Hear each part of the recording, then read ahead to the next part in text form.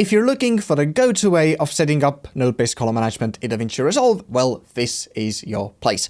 But if you're more interested in the nitty-gritty of why we do things the way we do and how color management really works, well, I'll be making videos on that soon, so keep an eye out for those. But the general concept is that the footage we have from a camera is in one color space, we grade in a second intermediate color space, and we view our footage on our display in a third color space. And also color management helps us match different cameras. So first you have a choice between node-based, timeline-based, and project-based color management. Timeline and project-based are rather similar in that they don't offer as much control and it isn't completely clear what they are and are not doing. So I always go for node-based color management because it offers the best overview and also most flexibility. So if we're going with node-based color management, open up project settings, color management, and set your color science to DaVinci YRGB. Not DaVinci YRGB color managed, not ACES, just DaVinci YRGB. And now set your timeline color space to DaVinci Wide Gamut / Intermediate and output color space to Rec 709, Gamma 2.2 or Gamma 2.4, depending on what your display expects. If you don't know which one to choose, well, go for Gamma 2.2. Now hit save and create two serial nodes. One should generally stay as the very first node in your node tree. This could also be on the group pre-clip level, but for this tutorial I'll put everything on the clip level. And the second one should be the very last node in your node tree, either on the clip, group post-clip, or timeline level, depending on how you like to work.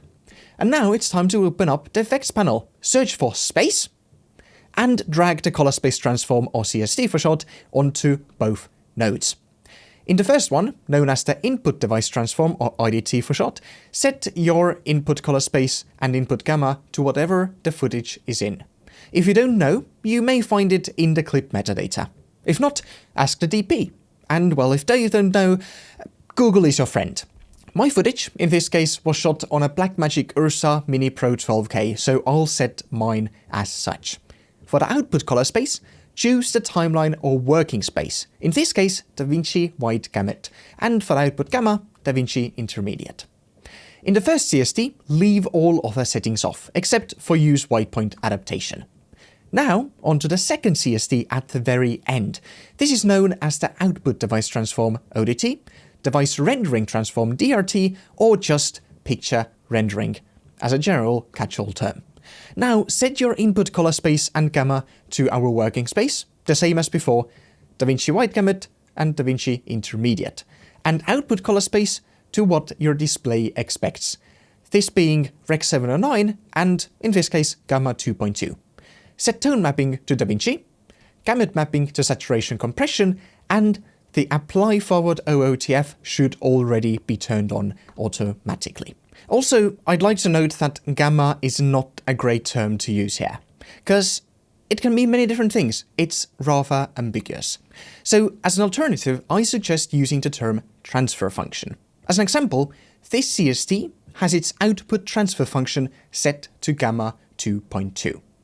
And as a bonus, if you have Resolve Studio, I highly recommend trying out some third-party DRTs that, in my opinion, give a much better starting point. For example, my personal favorite is Juan Pablo's DRT 2499, and for a more neutral starting point, Jed Smith's Open DRT. Links to both in the description. And that's it. Unless you have seriously messed up somewhere, your image should look half decent, and you're ready to start doing your shot-to-shot corrections and some look development between these two nodes. I'm Gaur, see you next time.